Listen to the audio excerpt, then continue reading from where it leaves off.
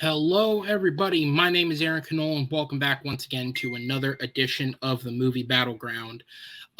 We are here tonight to deliver on a promise that was made at the award show, which uploaded earlier this season. That promise being the return of Matt Beer. If you guys did watch the award show, which I appreciate the effort if you did, you will remember that Matt in that video announced that he was returning as a competitor just over a year after retiring from the game once he had completed his obligations from the tournament last year.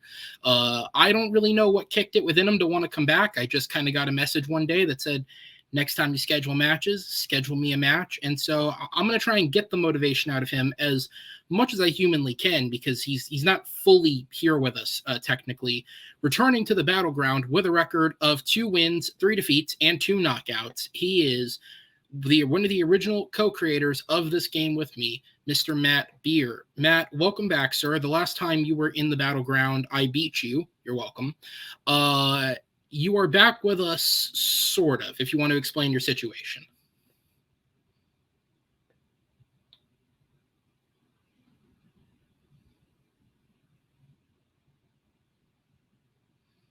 Oh, that's not good.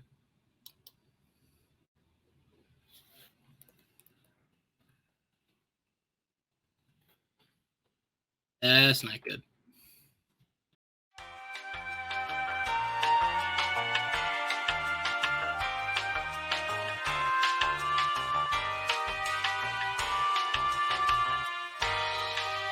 We're back. I don't quite know what happened there. Matt, are you there?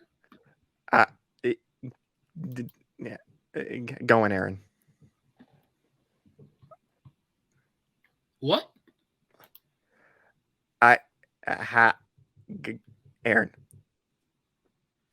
Fuck.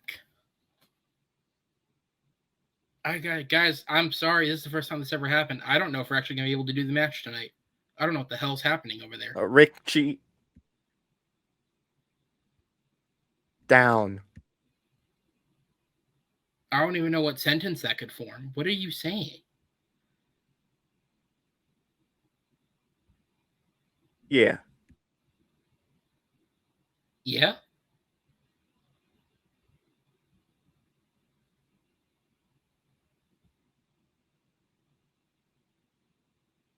Good. Is that Martin fucking Scorsese? I can't continue the bit. I had to keep muting the camera. Welcome back with a record of 2-3 with 2 knockouts.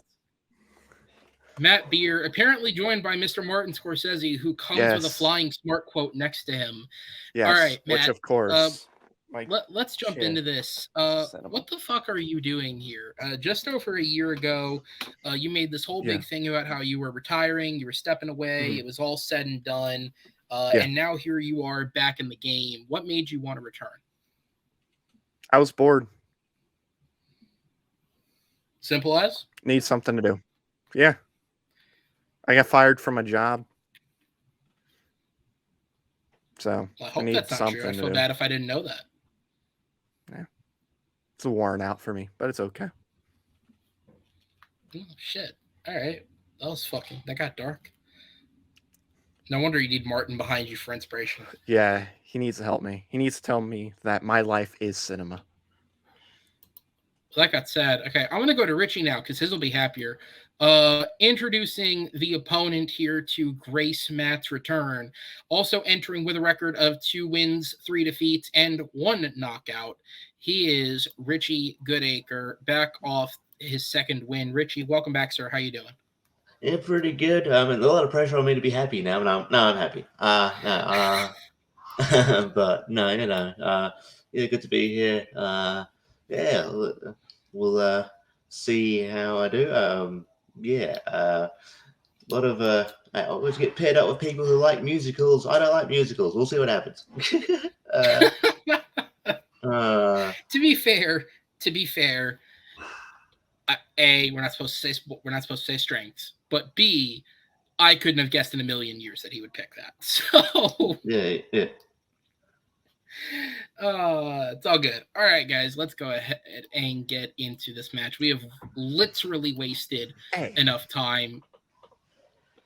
I picked musicals in my last match. I It had to was go up over against a year an ago. American in Paris. Just saying. I I've don't chose it remember that. before. Yeah, well. I don't remember my victories. I remember my losses. All right, let's go ahead and get into Fair this. enough. Movie Battleground is a game that is a best of 5 rounds. It is the first of 3 points takes the match. Each round of debate is worth 1 point. If a competitor gets 3 points by knockout, that is going to be, or 3 points in a row, that'll be a victory by knockout. And if after 4 rounds it is a 2-2 tie, so God help us, we will go to the blind round. In terms of the main rounds, each competitor has had their time to prep their answers. They will get a 60-second opening argument followed by a 2-minute solo expansion period, a 4-minute open debate, and a 60-second closing argument. Following that, I have 2 great judges backstage with us in the form of Chris Diaz and Kevin Poss.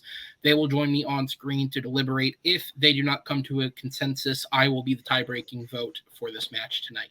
With all that said, though, Matt, Richie, are you guys ready to go? Sure. Yep. All right. Let's go ahead and get into this. And speaking of somebody who I think you could argue made a bit of a comeback, Bradley Cooper went from being the guy in The Hangover to being Academy-nominated actor. He is now a director. He is a writer. He is a talent you take seriously, and he's motherfucking Rocket Raccoon. There is so much in this man's filmography that makes you forget that he was the guy who was in a couple seasons of Alias back in the mid-2000s. The question is, what is Bradley Cooper's best film? So behind the scenes, Matt, because you are slightly higher ranked with that extra knockout, you were deemed the favorite. You chose to go first on questions 2 and 4, which means Richie, you're going to be going first on question 1 as I go ahead and bring in your guys' timer. And with that, I want to say best of luck to both of you. Richie, you have 1 minute on the clock. Time starts when you begin speaking. Yeah. So when I think of, Bradley Cooper's best film, I think of one that, best showcases his talents and best, showcases what he can do and how he just fully transforms into a role. And I think no more is that exemplified than in American Sniper.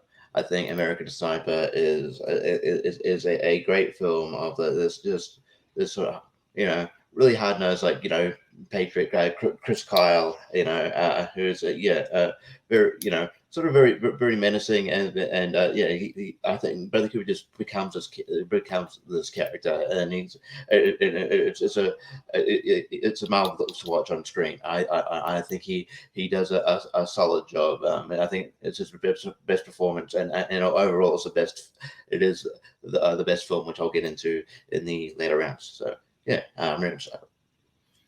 All right, so American Sniper is first up on the board. Matt, over to you. Your pick when ready. So, like you said, Aaron, Bradley Cooper was known for movies like The Hangover when we first saw him, Wedding Crashers. He was known for, he was known as the comedy guy. However, there was a film that came out a little bit after The Hangover that introduced him as not just this, laugh guy, not just this comedy guy, but a legit actor, a Oscar caliber actor. And that movie is Silver Linings Playbook.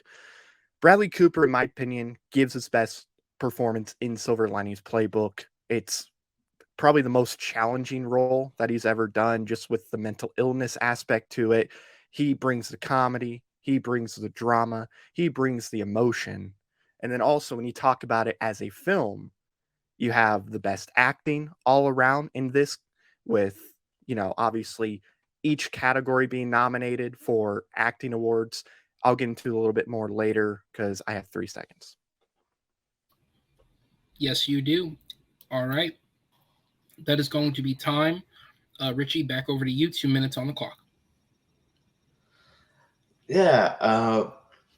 Usually, and I'm not really like as much into like like American war, like sort of war movies as as much as the next guy. But there's something really captivating about Bradley Cooper's performance, and I the way he sort of you can see what like why he'd want to like defend his country while also like sort of presenting Chris Kyle as a sort of layered character, not the most likable dude, but like but you also kind of like empathize with them, and yeah, like I think Clint Eastwood does a really amazing job at directing this film. Yeah, and I think he got the best performance out of it. I unfortunately, when you think of American Sniper, people always think about the fake baby or whatever. But that doesn't. I feel like that doesn't take away from what the actual movie is as a whole. And I just think when you think of the best Bradley Cooper film, Bradley Cooper's front and center in the film, and it's it's amazing. With like Silver Linings Playbook, I just feel like Bradley. I'm not gonna deny that Bradley Cooper is really good in it. Like, that would be ridiculous to say he's not. He is really good. But he also Jennifer Lawrence is also really really good. Robert De Niro, Jackie Weaver. I feel like as far as like a movie that gets his best performance and like his film.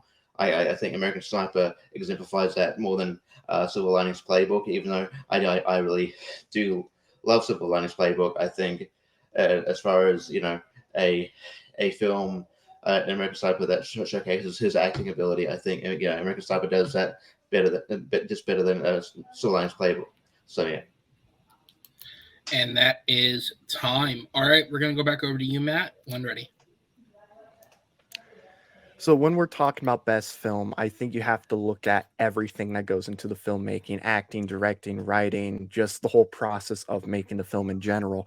Going to acting, I mean, Robert De Niro got a Best Supporting Actor nomination. Jackie Weaver got a Best Supporting Actress nomination. Jennifer Lawrence won the Oscar for Best Actress. Bradley Cooper got nominated for Best Actor. And if it wasn't for this small unknown actor named Daniel Day-Lewis, I believe he would have won the Oscar for Best Actor as well, because outside of Hugh Jackman, I think he was the best that year. And obviously Daniel Day-Lewis was right there too. But you got the best performances. Not only that, but you have Chris Tucker, who is great in this movie. You have Paul Herman, who's great in this movie as well. This is a movie that it deals with mental illness and it doesn't treat it like a joke. It handles it very, very well. It does it really well. And trust me, they could have easily, because there is some comedy in this film, they could have poked fun at that and they didn't do that. And that's credit to David O. Russell. And David O. Russell, I think he does a better job directing this movie than Clint Eastwood does with American Sniper, because again, your job as a director is to get the best performances out of your actors. And the fact that each acting nomination had somebody from this movie, you got to give credit there. It's really, really well written. This movie, it doesn't feel too long. It doesn't feel too short. It's just perfectly made. It's like a nice apple pie. There's nothing wrong with it at all. To me, American Sniper is just, it's like a middle of the road war movie. It's really not much more than that. Bradley Cooper is good in the movie too, but I don't think the supporting cast is nearly as good as they are in Silver Linings Playbook. And like you said, the fake baby, I mean, that's on Clint Eastwood. You can't do that. That's embarrassing. 1 second left. And time. All right, so we're going to go into the 4-minute open discussion. As always, don't try and step over each other too much. Find your rhythm within it. Give each other a chance to speak. With all that said, the timer will start back up when the first competitor speaks. I'll let you go first. I think like as much as like a supporting cast can elevate a film. I don't feel like sometimes it's like a film is more about like the main a main star, and like the supporting cast are sort of just there. I don't feel like the American Sniper really needed this. Sienna Miller is good, but she it didn't really. I think all eyes were on Bradley Cooper. It's, it's American. As American Sniper, so I don't. It's like the fact that maybe the supporting cast, maybe the performances aren't as great as Silver Linings Playbook, isn't necessarily a knock on American Sniper, because you're focused and locked in on on Bradley Cooper's character. And I mean, like we just took, like I agree that Silver Linings Playbook does handle and deal with mental illness really well, but like American Sniper with like PTSD, and how that can affect like like someone's psyche, and how he sort of it comes out of war like a completely different person. So I think there's sort of merit there as well. But yeah, I'll let you talk. So yeah, like you said, American Sniper does deal with PTSD, and it does it pretty well. But I would argue that Silver Linings Playbook does it as well too with PTSD, because we've seen the film multiple times with Bradley Cooper, remembering just what his ex-wife was doing with, I believe it was one of the teachers that worked at school or principal, and how Bradley Cooper reacted, and that caused him to have some PTSD as well, because you can see it's affecting him whenever he's arguing with Jennifer Lawrence outside around everybody. That's all hitting him too.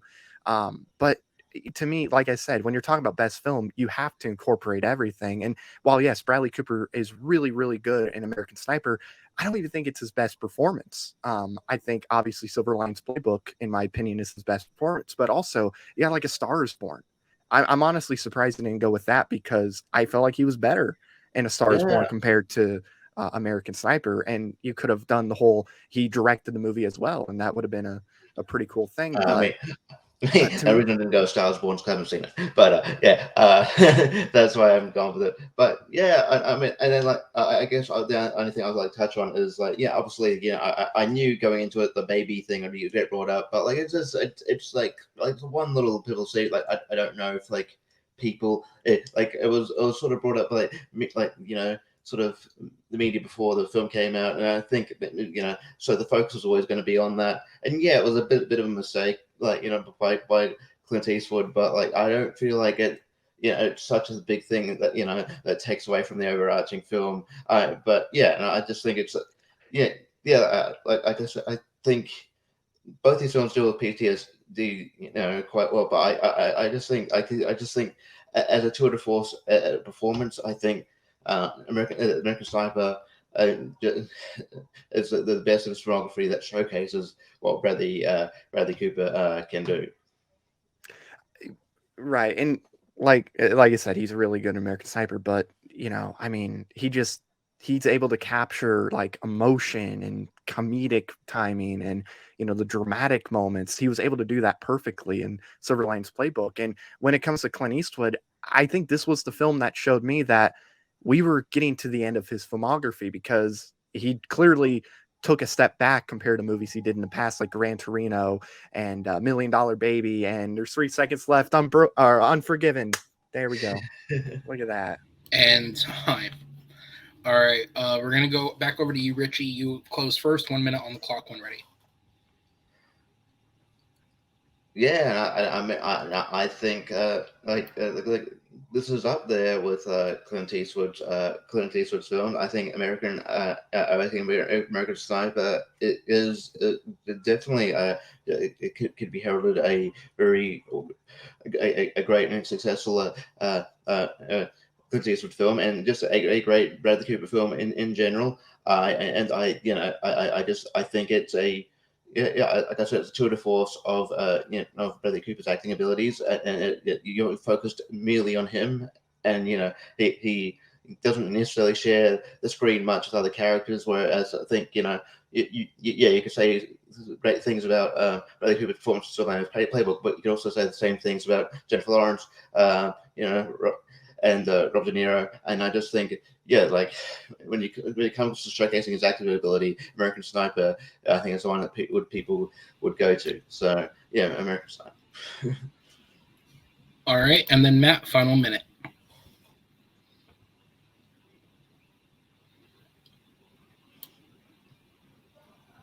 You're muted. There we go. So anyway, American Sniper.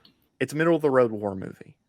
It's not one of Clint Eastwood's best films. That actually showed me that he was going downhill. Yes, Bradley Cooper is really good in the movie, but when we're talking about best film, you have to include the other things, like the other performances, which, I mean, if you're comparing Sienna Miller to Jennifer Lawrence, it's not even close. It's Jennifer Lawrence. Silver Linings Playbook got nominated for Best Actor, Best Actress, Best Supporting Actor, Best Supporting Actress. The screenplay is great. It's really well written. I, for the first time, was engaged in a dance competition. I've never had that happen to me before. David O. Russell, this is probably his best movie too, even over movies like The Fighter. He directs it brilliantly. They handle mental illness really, really well.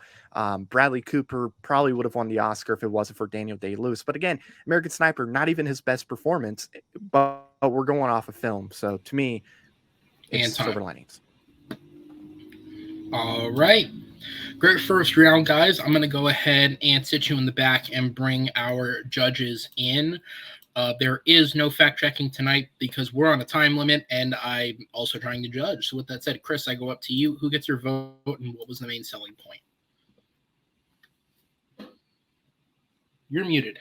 Yeah, everybody. But he said Matt. All right, I'm going to take it and move on. Kevin? Fair enough. Sorry, guys. I hope people at home don't think I'm Kurt. We're just on a time crunch behind the scenes. Yeah. So he said Matt. Kevin, down to you. Who gets your vote? All right, so this was really close for me, actually. I didn't think it was going to be at the beginning. Richie really rode that the Bradley Cooper was front and center. He was the main focus of American Sniper, and he was a great player in that Clint Eastwood directed film. But Matt was able to counter that, I believe, by saying that when you're talking about best film, you have to look beyond just that one player. And even though I think they both handle mental illness well, but Matt is my. All right. So Matt is going to get the first point there.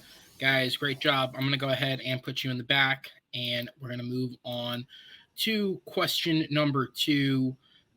For what it's worth, Richie, you didn't get the point this time around, but if that had been a performance question, I think you would have absolutely wiped the floor with him. But yeah. We're going to go ahead and move on to question number 2.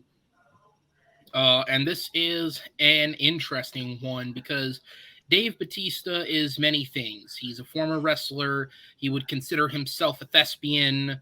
I guess technically because he's contracted to Marvel, that makes him legally a box office draw.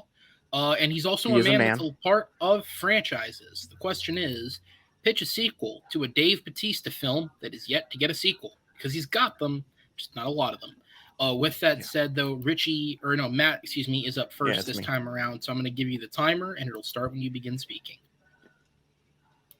This was a pretty tough question. I had a pretty difficult time trying to figure out, okay, what movie would work, because I didn't just want to pick a random movie. I wanted to look at something that I felt like had potential to not just have a sequel, but grow into a franchise. And for me, I'm going to go Stuber. So the first Stuber, not the greatest film. We'll acknowledge that. But we've seen in the past before, there have been many sequels to original movies that were much better. And the first one wasn't all that great. Look at Annabelle, for example. Annabelle Creations was actually really, really good. So this is how I would do Stuber 2. So Stuber 2 would take place a few years later. And it's going to follow Stu.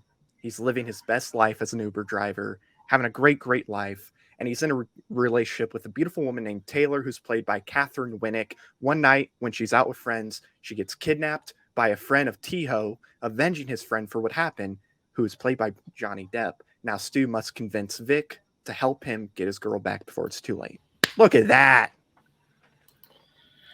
That, my friends, is what we call an elevator Perfect. pitch, called Talking Quick. Richie, I'm going to go over to you. Time starts when you begin speaking, sir. Cool. Don't know if I'll talk that quick, but we'll see what happens. So this one was difficult. I had to get a bit more creative in this one. Because either he's done a lot of sequels or there's something in development. So I went with Knives Out, not Glass Onion. Knives Out. I think you could. There is something you could do here. Like I'm pitching that you use you use the same actors from like Glass Onion, but just in a different, in a term in a way of like like a View Askew universe type situation. And so like what you have is like but it's more personal. Benoit Blanc is his brother gets killed, and he's trying to work out who kills him, and then Batista plays sort of an ex-felon, so he's kind of anyway, I'll get into it. All right, so I just want to make sure that I get the record straight for people at home and the judges. You're pitching a film in the Knives Out universe that is done View Askew universe style, where the same actors return playing different characters. Yeah. Well, I technically never said you couldn't do that, so sure, fuck it. Let's see what happens. That said, I should have cleared it, but sorry. No, you're good. I just wanted to make sure I understood the pitch. Matt, back over to you. You have 2 minutes. You're muted again. God. See, I mute myself to be, nice and polite, and then I just forget to unmute myself. Isn't that great? So what would make Stuber 2 interesting, and what I think could make it, like I said, a potential franchise, is the fact that you're introducing a really good actor in this film with Johnny Depp. This is, I think, the perfect type of movie to introduce him in, because with everything going on right now, I wouldn't put him in like a new Pirates of the Caribbean or an Avengers movie, like a big blockbuster movie. Something like this, I think, would be perfect for him. And we know he can pull it off. He's a great actor. If you need him to be dramatic, he can do that. If you need him to be scary, he can do that. If you need him to be funny, he can do that. So I think it would really work as well. I thought personally that Camille Nanjiani and Dave Bautista had really good chemistry with one another, and you would build on that. I think we need more buddy cop films in the world than we have right now, and I think this would really work for that too. Catherine Winnick is somebody who isn't the most well-known, but she's a very talented actress, and this is another movie I think she would work really well in. She could do the comedy if you need her to. If you want to do some action scenes with her, you can do that too. Like, she can do a lot of stuff as well. But to me, what makes Knives Out special is Rian Johnson is paying, a tribute to, the classic murder mystery, novels, that you have one character that is, doing this whole, story with this group of characters, and then he moves on to a completely different story with a completely new cast. And to me, I just think what you're pitching is not a sequel. You're pitching a spinoff, is how I see it. Like, almost like how it's almost like the Marvel universe, right? Where Thor is not a sequel to Iron Man, or, like the Guardians of the Galaxy is not a sequel to Avengers Age of Ultron. It's like that. You're pitching a spinoff to me. So in my opinion, I feel like the best movie would be this film. Like, if we were going to do something like that, I would have went probably with like Avengers or something, but I wanted a true sequel because that's the question. And that is time. For what it's worth, Guardians of the Galaxy could never be a sequel to Age of Ultron because it came out before it. But I guess your justification works too. Timelines are weird in the Marvel universe. I mean, No Way Home takes, I mean the real world timeline. Guardians came out like a year before. Well, I know, but still, you know my thing. Homecoming is like 10 years later. It doesn't add up. Whatever. All right, Richie, I'm going to go back over to you, sir. You have 2 minutes on the clock. Time starts when you begin speaking. Yeah. I mean, I won't get into semantics. People call it a Knives Out sequel. I know you could be, it's a different cast or whatever, and it's the only like through line is Benoit Blanc, but it's a sequel of Knives. But but so what I was getting into is so it's more personal for Benoit Blanc. His brother dies, and then the person that probably has more to gain from his death, or more and more reason to get revenge would be a character that Batista plays, who's a guy who was wrongfully accused by the brother, who was a lawyer, who got him put in jail for a crime he didn't commit, and so it's all suspicious. So it's all pointed at him the whole time, and I just think that having it more personal will. I just feel like it would. I mean, you could still put comedy in there, but I just think it'd be more engaging, and it would put Batista more to the forefront of a movie as well, because I think he proved that of his acting ability in Knock at the Cabin as well, that he can be that kind of a more leading presence in film. And I'm not saying I don't mind your pitch for stupid, but I don't know, like Johnny Depp as the lead. I mean, I get it at this point in his career, but also. Yeah, it's not like an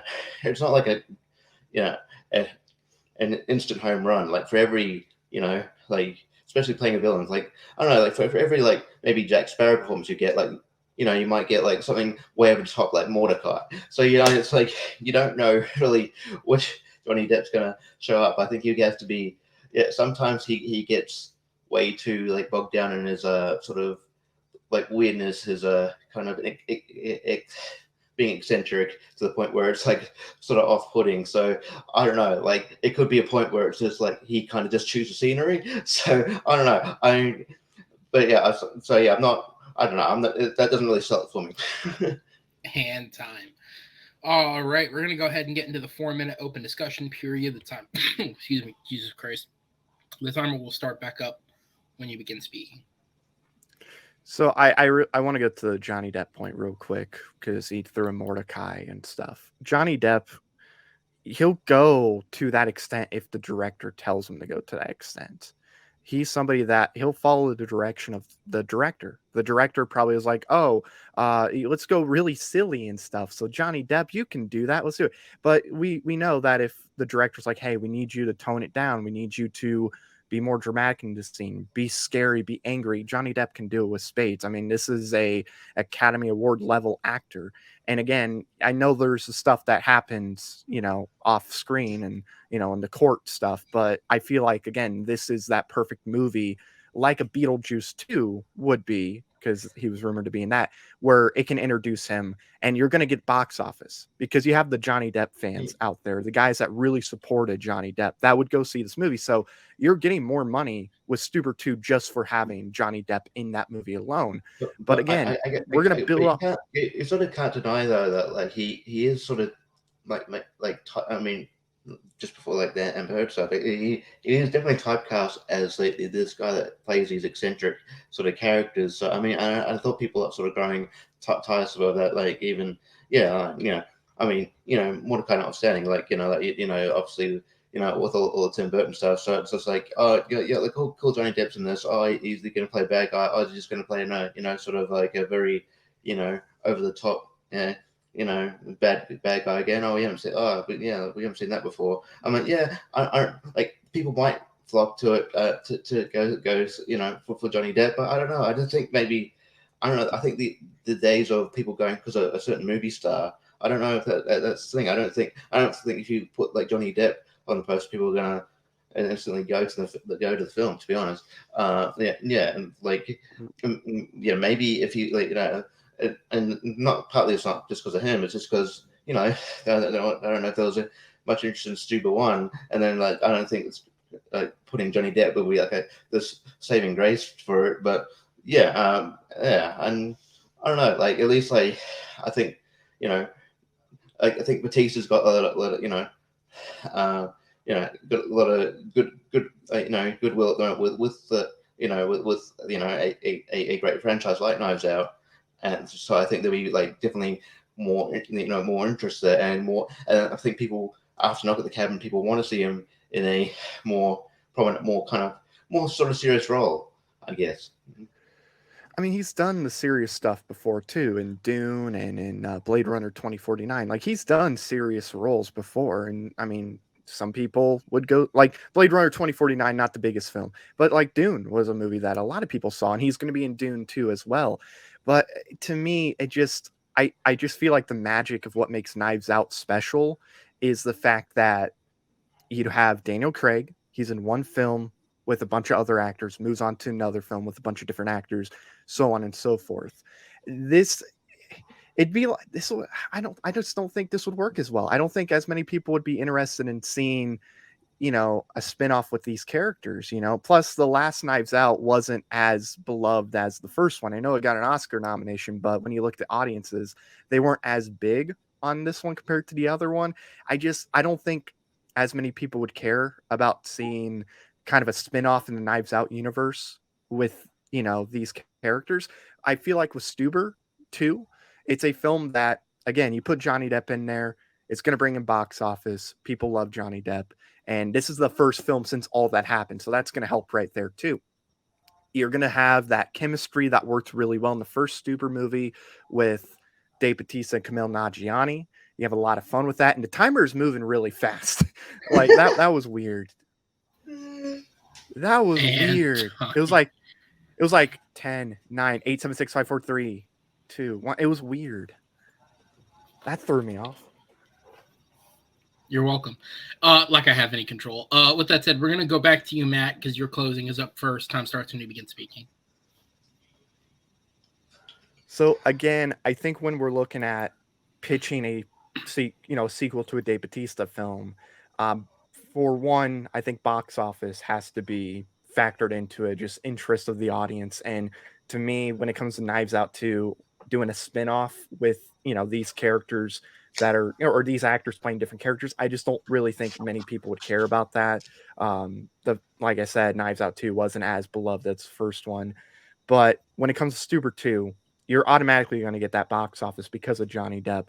But you have that chemistry that works really, really well with Kumail Nanjiani and Dave Bautista. And then you're going to have Catherine Winnick in this film, who's a very talented actress. Like I said before, there have been plenty of sequels to films that the first film wasn't really liked, but the second film was beloved. Annabelle Creations is a perfect example for this. So at the end of the day, we need more buddy cop films. Give me Stuber 2 with Johnny Depp, Dave Bautista, and Kumail Nanjiani. And it's actually a Dave Bautista film. And time. All right. And Richie, back over to you. I think there's a sense that putting Johnny Depp in your film is like a license to print money, and that might have been the case maybe 30 odd years ago. I don't know, but I think there's evidence to suggest that that's not the case anymore. Mordecai, Transcendence. I don't think just slapping Johnny Depp in this film is going to instantly make a movie that wasn't kind of popular now people to take interest. I think I think people like Knives Out, and it's something different to have certain characters the same cast and different characters. But I think people would want Bautista more in the forefront and more of a role. Yeah, he had more dramatic roles in Blade Runner and Dune, but I'm looking for something more substantial. And and you can bring in new characters here and there. I'm not saying you completely stay the same, but I just think this is more interesting. And time. All right, guys, I'm going to go ahead and sit you in the back, and we're going to get to the judges here. Kevin, you're up first this time around, so as concise as you can hit it for me. Who gets your point, and what was the winner's selling point? This time I'm going to go with Matt. I was really wanting to hear Richie give me a lot more of the body of what that Knives Out story was going to be. But unfortunately, this turned into more of a how would you use Johnny Depp in your story? So I didn't get to hear as much as I would have liked on the Knives Out side. So I'm going to go with Matt. Okay. Chris, over to you. Yeah, this is Interesting. Richie had a great idea, but I had to go the Matt route why I do not like Stupid. That Matt at least told me what the movie would be about. Richie got too stuck up on the Johnny Depp thing, but Matt gave up more content.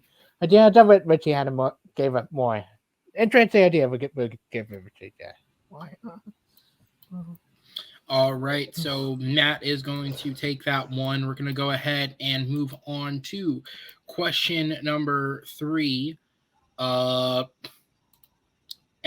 the question is, I mean, we already gave this away at the start. There's no preamble need. The question is, what is the most underrated musical of all time? And I just have to say, before we get into this, boys, talk about mission complete. It's not very often I have to Google both movies that were selected for a question to make sure they exist. That said, Chris Diaz can probably still sing the whole soundtrack to both of these, but I had to make sure they exist. So with that said, we're going to jump into it. Richie, you're going to be going first this time around. So I'm going to go ahead and give you the timer back. It'll start ticking once you begin speaking.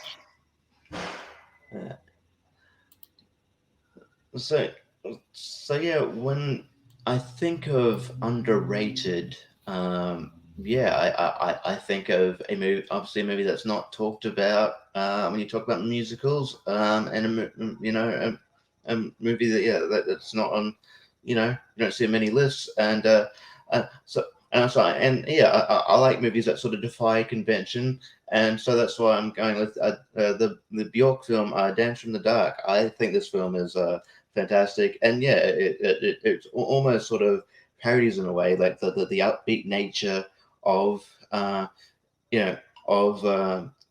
of musicals, even if it's like or even if it is like a dark subject matter at first, but the upbeat nature of the conclusion. But yeah, this is a very sort of dark film, as in the title. But yeah, like Bjork delivers a powerhouse performance. The music is great, and it's a challenging watch, but it's brilliant, and as someone who doesn't like musicals, I love this film. And time.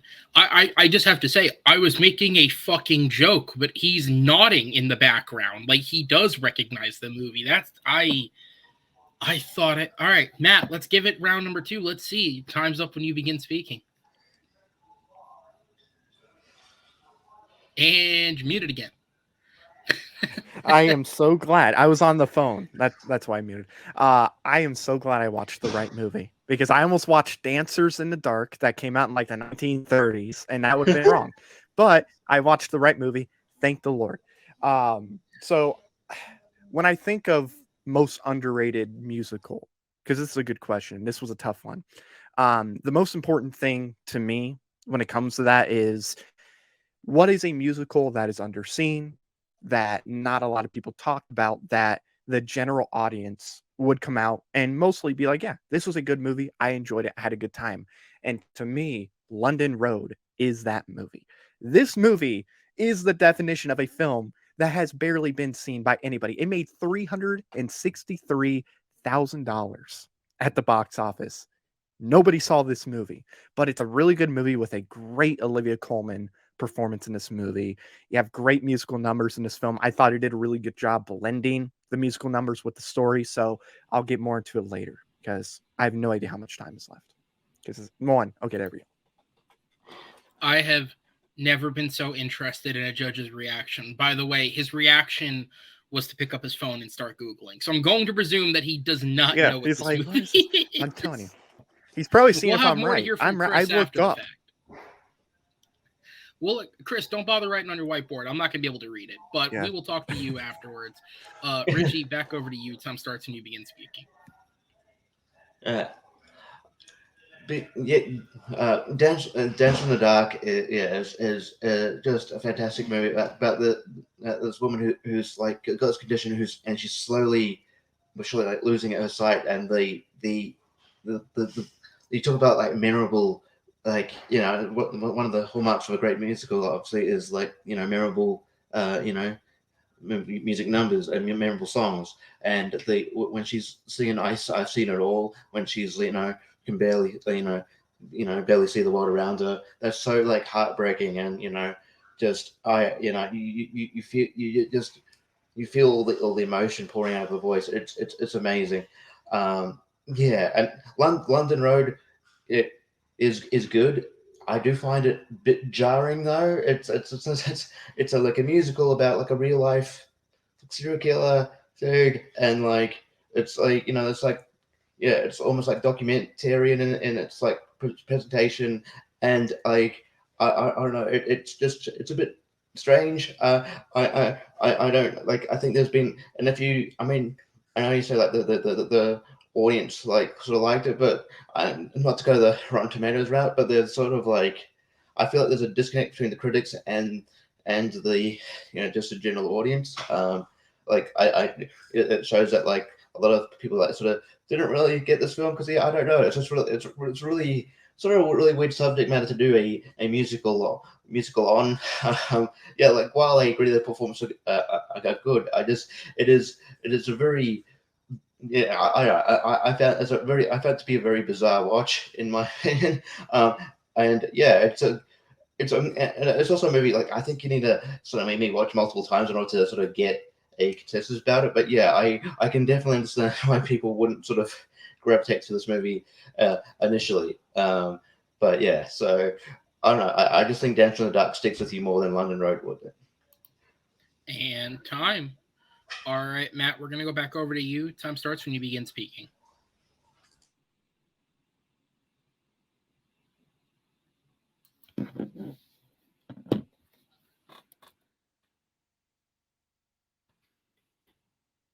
I am muted again. I realize this. Okay. I heard 50% of what Richie said. It's okay. We're good.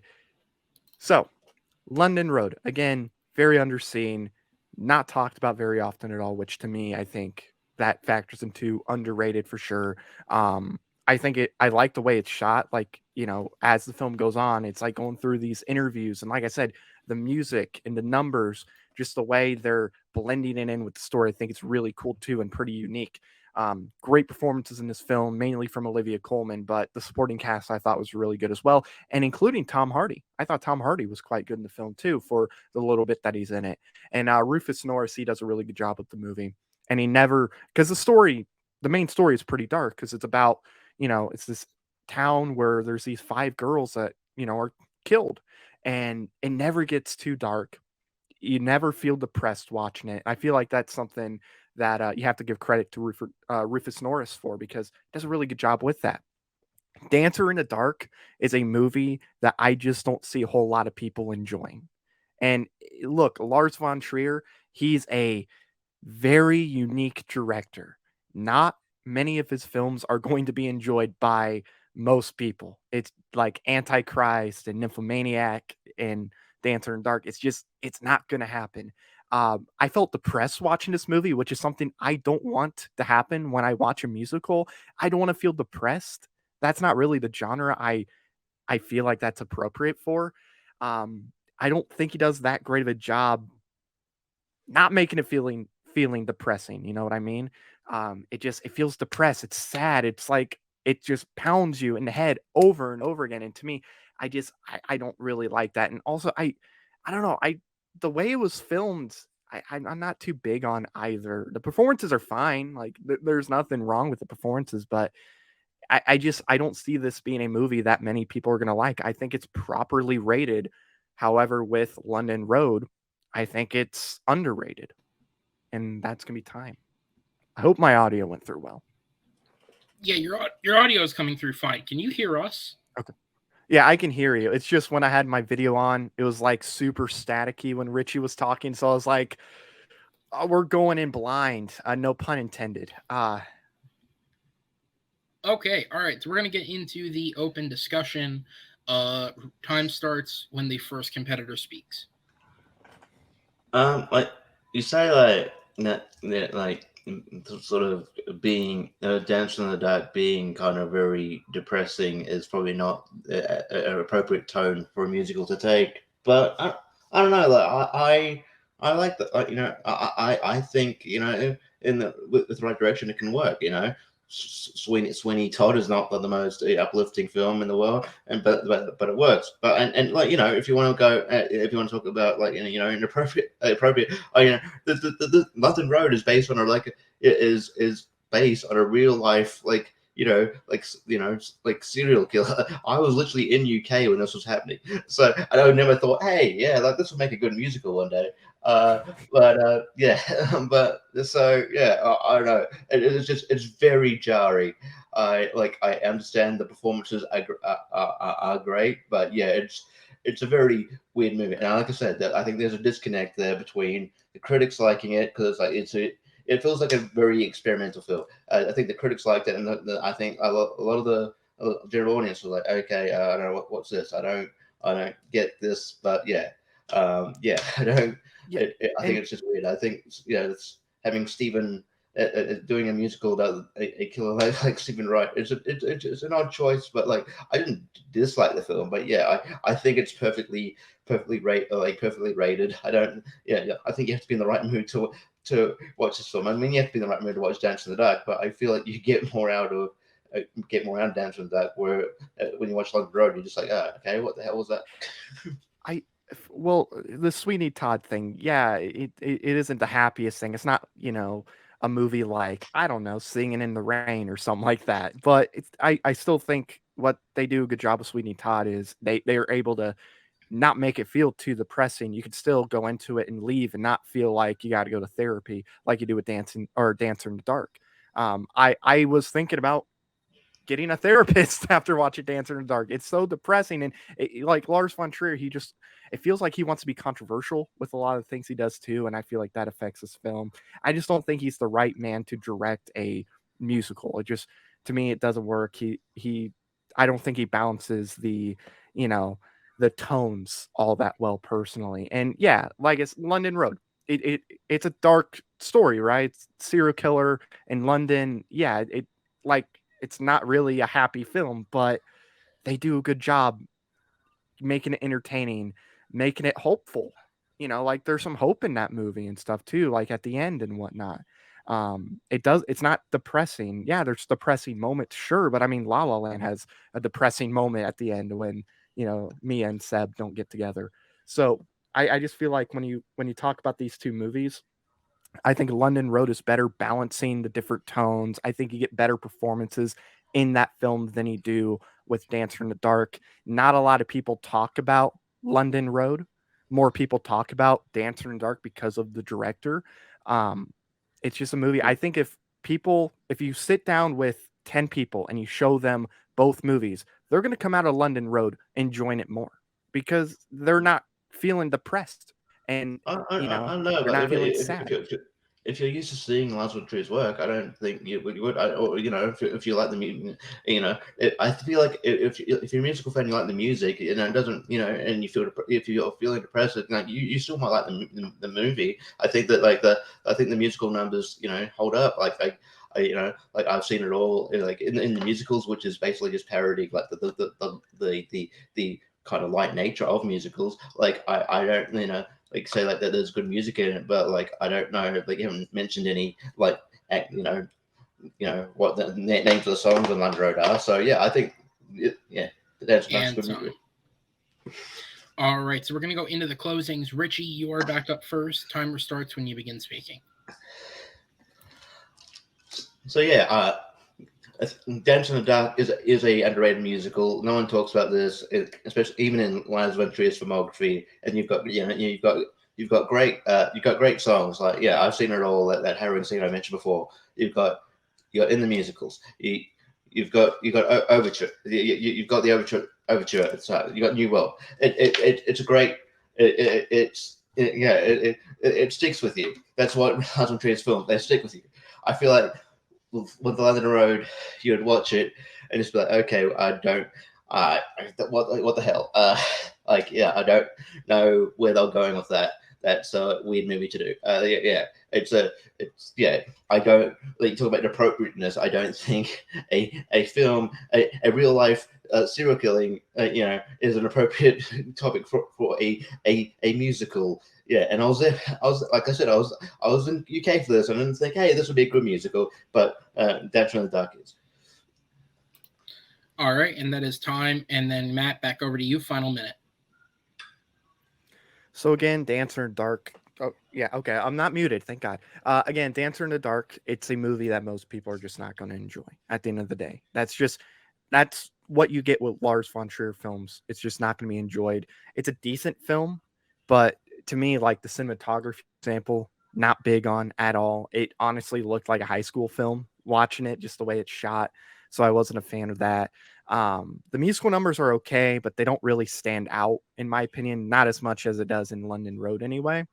London Road is a film that, yes, it does have a dark main story. However, when we're talking about these two films, I feel like London Road balances the tones much better than Dancer in the Dark does. I think it's a better written film, and I think the musical numbers stand out more in this film, especially It Could Be Him. That's a really good musical number, in my opinion. I look, it made $363,000. Nobody saw this movie. I think if people went to go see this movie, they will learn something, and they're going to come out and enjoy. And time, as we all know. Oh, perfect. It says 58 seconds on my end, so. All right. That is time, guys. I'm going to go ahead and put both of you in the back and bring the judges on screen. All right, Chris, I'm going to go to you first. As concise as you can get it for me, who gets your vote and what was the main selling point? It went back and forth. This became like what the most depressing musical between the two of them, back and forth. But I listened to the close argument the most just to see if they hit on it, and I think Matt pull out barely at the end. He pull out, how much the movie made. Even I have never heard of it. Like, and he does mention, the musical number, he mentioned directing, he mentioned the topic itself might not be for people that might understand. But I think Matt kind of shot herself a little bit with the whole like the movie to depression for you. I think Matt pull out hopefully at the end. Okay, Kevin, to you then. And now you're muted. Hey, I had to have my mute. This one was a hard one for me because I actually haven't seen either of these, so I had to go really deep with what both players were saying. So what I heard from Matt kind of was counterintuitive by saying like, "Oh, Dancer in the Dark is very depressing. It's very, it's a little too dark." But I mean, it's not Antichrist. It's not that. But then you turn around and tell me that yours is 5 girls getting killed and all this stuff. So I feel like Richie did a good job navigating and retorting where he needed to, telling what he needed to from the get go, saying that it was upbeat yet dark, great music. So I went with Richie. Yeah, absolutely. So it comes to me next, and I'm on the same page as you, Kevin. My vote is going to go to Richie on this. Essentially, I do think Matt was a little counterpointed with himself at times because they're pitching very similar films as their answers. They're both clearly very dark material that you would naturally think is a musical that has been turned into a musical, and whereas Matt's defense was like very blatant, like this shouldn't be a musical, this doesn't fit a musical, this doesn't connect to people. But then everything that he was selling kind of put that across about his own film. Whereas I feel like Richie did a good job of leaning into the fact that it's not a traditional musical, and didn't try and use those basic points to argue against Matt's. He argued more the literal subject matter of it, the fact that what this is not fit for a musical, especially because it's a real story. And that defense worked a little bit more for me. So I'm going to give it to Richie as well on this one. So judges, thank you guys. I'm going to move you to the back and bring the competitors back in as we're going to go on to the fourth and final question of this matchup. And this is a replay question. It's a question that we've used a couple of times already, but how could you not with what this is? The question is, what is the best Pixar film of all time? And this has been used before 2 times so far. It has been used in Sean versus Brandon, as well as Jake versus Malcolm. And as such, Inside Out, Toy Story 2, Coco, and The Incredibles were all labeled off as not acceptable answers. With that said, though, Matt, you are going to be up first this time around. So I guess aside from those 4 that were already picked, what is the best Pixar film? With that said, the timer starts when you begin speaking. Okay, hopefully my end holds up well because I didn't hear Chris at all. So thank you, Chris, for the support. So this was a tough question for sure. Just deciding what's the best Pixar film, because even the ones that weren't already picked, there's a lot of great Pixar films out there. But I'm honestly shocked that Toy Story 3 was not picked at all. So I went with Toy Story 3.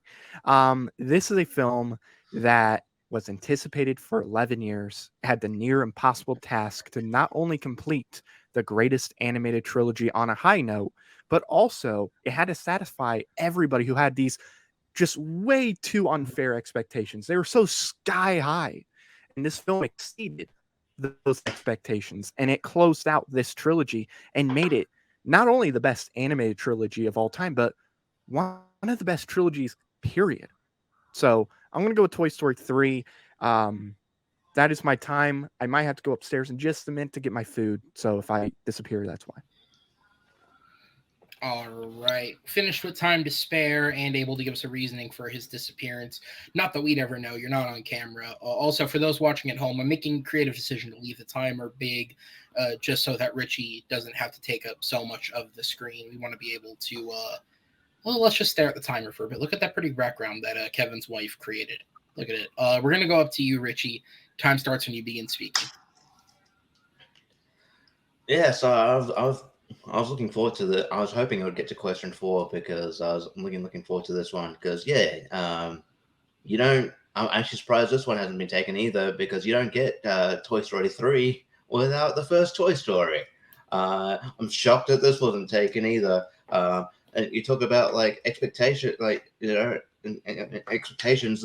This one had a mammoth task of like transitioning the world from hand drawn 2D animation to like what you see today with CGI, and this could have fallen flat on its face. And not only was it a huge success, it's still one of the best Pixar films of all time, and ushered in a whole new, changed the way we watch animation. And I think it's one of the most it's a massive success story, and just a magical film, and just one of my favorite films of all time. I love this film. I love gushing about it. It's going to pay me to debate Toy Story 3, but Toy Story 1's better. All right. It is the battle of the Toy Stories, a battle in which any answer is correct except for Lightyear. Toy Story 3 versus Toy Story. Matt, are you there? I am still here. I have not gotten the message. So. All right. Well, you'll have to hold off for 2 more minutes. Time starts when you begin speaking. I'll slap people if they tell me to head up now. All right. So, again, Toy Story 3, just the expectations were just insane for this film because so many people love the first 2 Toy Story films. And there's a lot of people that say the second one was the best at the time. So there was these really high expectations. You had this big break. A lot of people were really looking forward to it, and they knocked it out of the park, did a great job. This was a film that was able to connect with adult men to the point to where so many grown men walked out of the theater crying, bawling because of how it connected with them. I remember seeing with my dad, and he's crying, and he doesn't cry in movies. So they did a great job connecting with that audience, and also the women that grew up and had toys and then had to give them away. Like, it connected with everybody in that sense. And like you said, Richie, Toy Story is really good. I really do enjoy it. But like you said, it's one of the best. It's not the best. The best is Toy Story 3, in my opinion. To me, I think when you compare the two, for one, the expectations weren't there with the first Toy Story because it was Pixar's first film. So, I mean, it could have been a dud. Nobody would have cared. Nobody was going like, okay, here we go. We got Toy Story coming out. These expectations are just sky high. If they don't knock this out of the park, it's going to screw up because, if it was all going to be based on the style animation, somebody else would have did the animation that they feel like, that animation could work. So I don't think this film had any expectations. It was a Pixar film, that it was their first film, yada, yada, yada. And there's things they had to learn along the way that they were able to master by the time Toy Story 3 came out. They obviously weren't able to do that with the first Toy Story. Story-wise just wasn't as strong. The stakes weren't as high. The characters weren't quite as good. So, yeah, Toy Story 3, best Pixar film, as Richie says. Time. I don't think those were the exact words that Richie said, but take the He told me tactics that you privately. take. Richie, back up to you, sir. 2 minutes on the clock for kidding. yourself in Toy Story. I want it on record. I did not say that privately. Anyway, cool. Yeah, no, like I think we talk about expectations. I disagree. I think there definitely was expectations there. Like, yeah, like if you could argue, okay, yeah, if Toy Story didn't work, oh yeah, some other one with that style animation would. But you don't know how executives think, man. I think if Toy Story didn't work, they'd be like, oh well, clearly this animation style doesn't work. Let's go back to 2D. So I think that it could have changed the landscape of animation. Obviously, we'd probably transition to as technology advances, we would transition that eventually. But yeah, I don't know.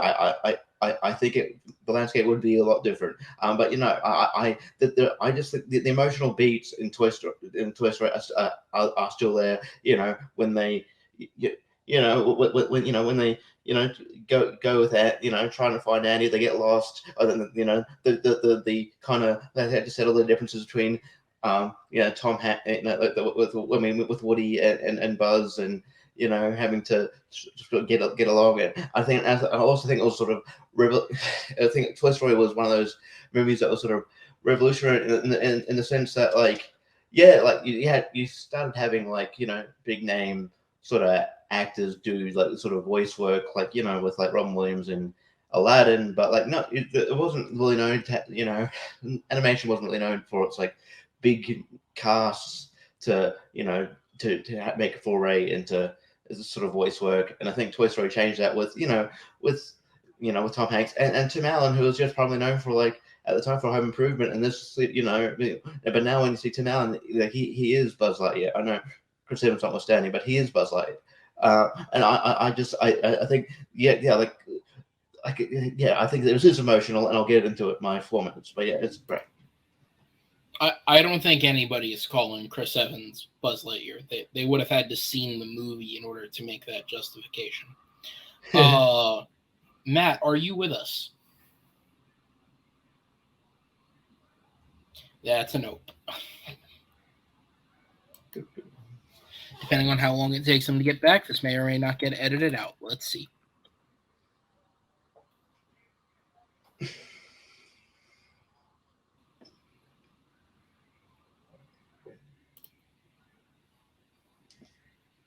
How you doing, Richie? I am all right. Getting there. He just put in the. All right, since we have a lot of dead air right now, I'm going to take this. He put in the chat grabbing food. Oh, yeah, I just wanted to refuse back. Yeah.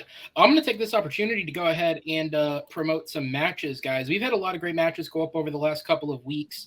We had our first 3-player match, which I hope to God this is still factual and nobody dropped out. But we had our first 3-player match between Andy Sweet, Caleb Hansen, and Alex Martinez go up. Go check that one out. Chad Webb took on Will Cohen in a great matchup. You can go check that one out as well. We had a couple of debutants play last week for the first time, and this upcoming Friday, we're going to have the second title match of the season as Amadou Moses takes on Austin Howell for the championship. Those are just some of the great matches we've had here in the Movie Battleground, so be sure to tune in and check those out. Matt, you are back and ready to go. I'm back. Yes, I got my pepperoni casserole. I will be munching on. I have more questions about that later. Round. With that said, we're going to go into the 4-minute open discussion about Toy Story films, not pepperoni casserole. The time starts when the first competitor speaks.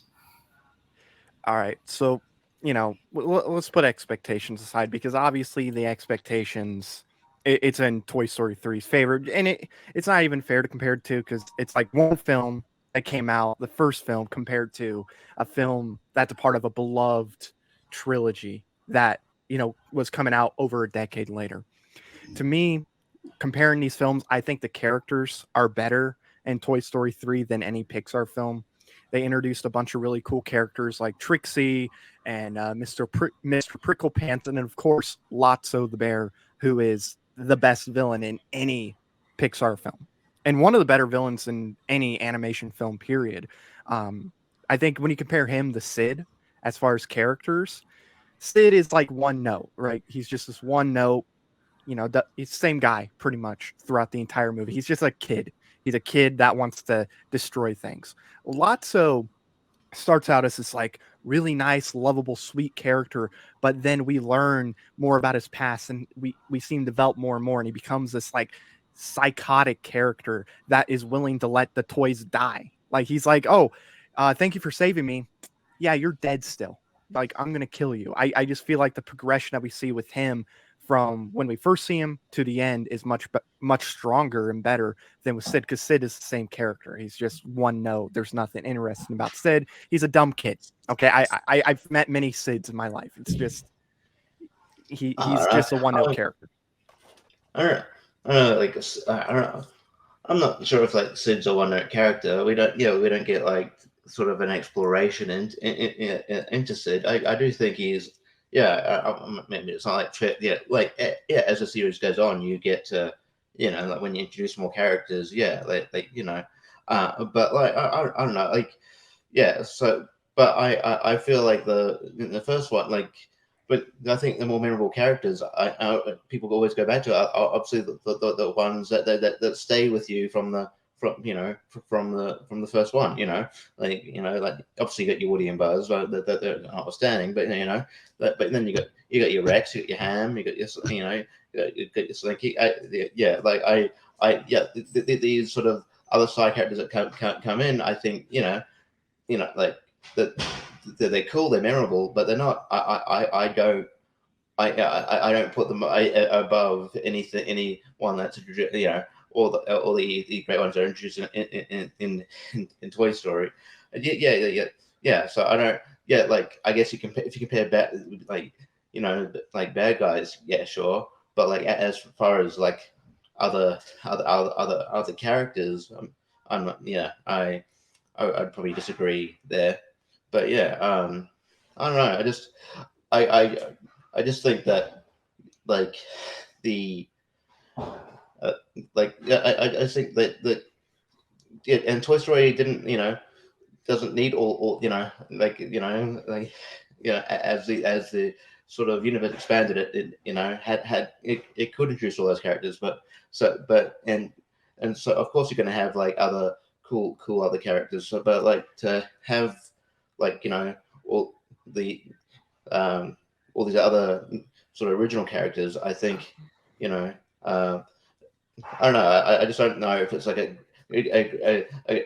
great argument to say, oh, like, oh, the other ones had, memorable characters but when you stick with these original characters throughout the series, and I think they're more memorable because they're who you base it off. And Sid's one note, but there are other, I think, but like he's not like sort of focus of the film, I guess. All right, that is time. We're going to go into the 1 minute closing minutes. Matt, you're back up first. Time starts when you begin speaking.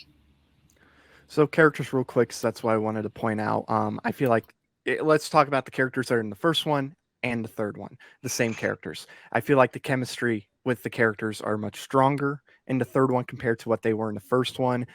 Again, there's things that Pixar learned along the way as far as filmmaking goes, and just how to make a really good film that they were able to master as they were making films. And Toy Story 3, I think, is, like I said, the best film they've done.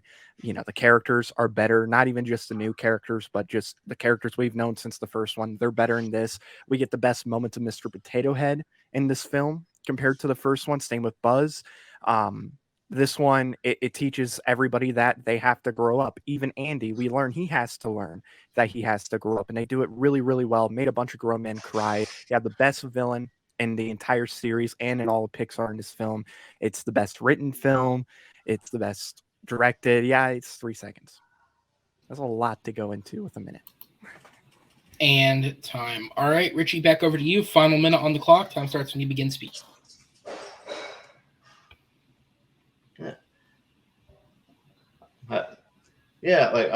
I mean, I think that, it's like not really.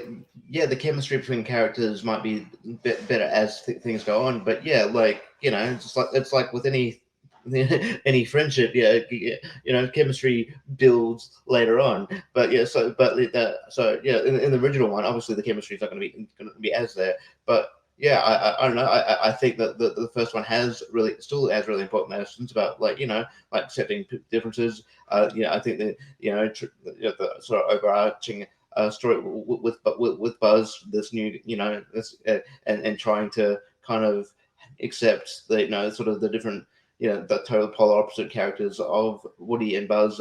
And having to come together for the greater good, it is great. I think, like while those side characters are good, I think when people think of Toy Story, they think of all these main characters. They don't care like the side characters. I think that this is Toy Story. And time. All right, guys, I'm going to go ahead and sit you both in the back and move on to the judges here.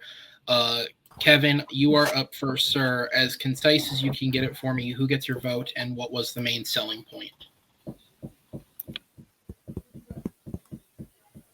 And you're muted. Bet money joke of the day. So great arguments by both. This was a really tough one, but an excellent argument by both competitors. So I went with Matt, mainly because he got me with like the Andy story, him growing up, and if that story adding into, we're getting some of the better like Buzz and Potato Head moments. But man, I'm right there with you as far as like the characters in Toy Story. So it was super close, man. But I had to go with Matt in the end. All right, Chris, over to you. Yeah, this is tough, especially since I was Andy when all of these movies came out. But yeah, I went with Matt in the end. I just think he used the character, he used the emotions that made men cry. He used, the arc of each of the characters were much stronger in this third one, and much I do love the first one as well. But Matt won the argument to me. Yeah. All right. Well, judges, thank you guys so much. I'm going to go ahead and sit you both in the back because winner by a final score of 3-1 is Matt Beer on his return. Matt, congratulations, sir. It is a victory for you here tonight. Yeah, go ahead and get that mic unmuted on time this round.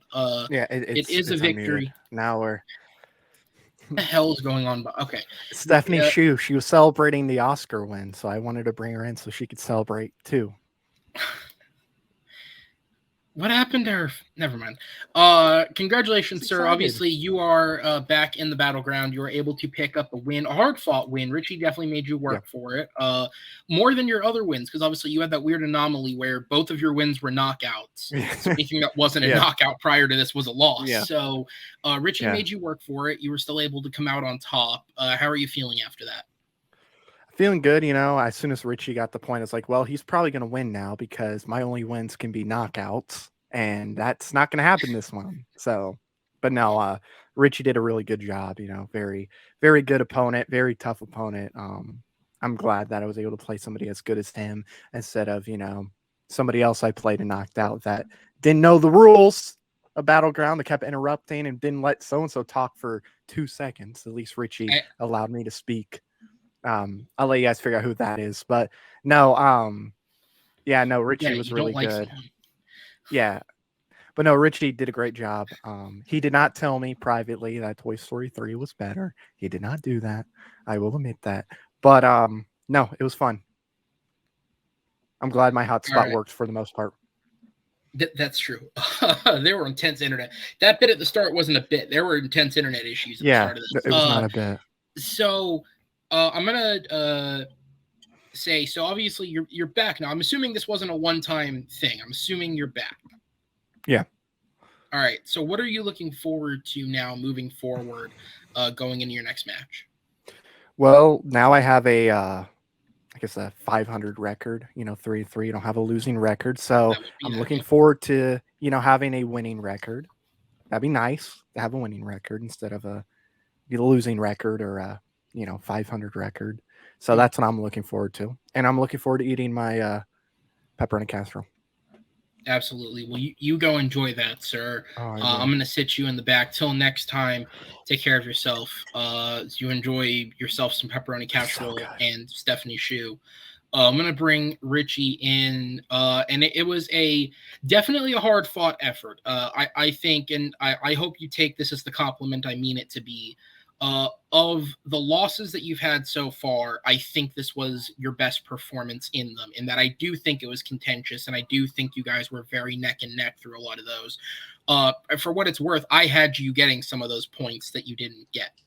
Specifically, that second question, I actually would have voted towards you on. So definitely a good argument between you guys. How are you feeling following that? Yeah, no, good, man. Yeah, it was tough. Yeah, no, I mean, look, we can say it now that the debate's over. Yeah, it was hard to argue with Toy Story 3 because I do like Toy Story 3 better, but it's cool.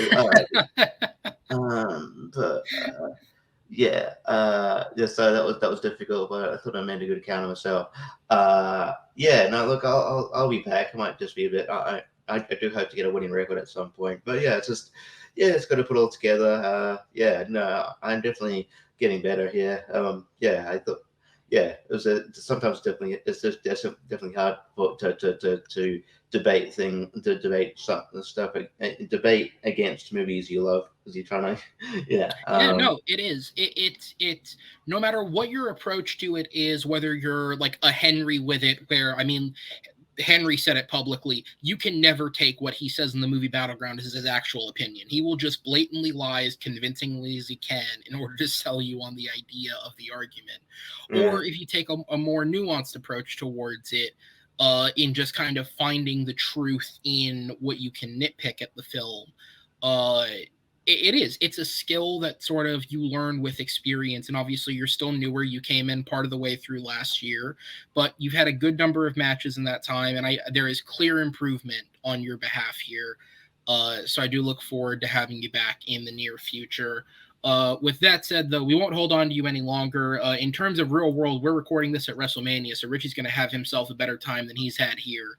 But till next time, sir, take care of yourself as I'll sit you in the back. And guys, that is it. So Matt does make his comeback with a win in this match, a good win as well, a hard fought win. Richie definitely making him work for it. And I look forward to both of these guys moving forward. I hope that Richie can kind of gain some confidence even within the loss and pull out the win next time around.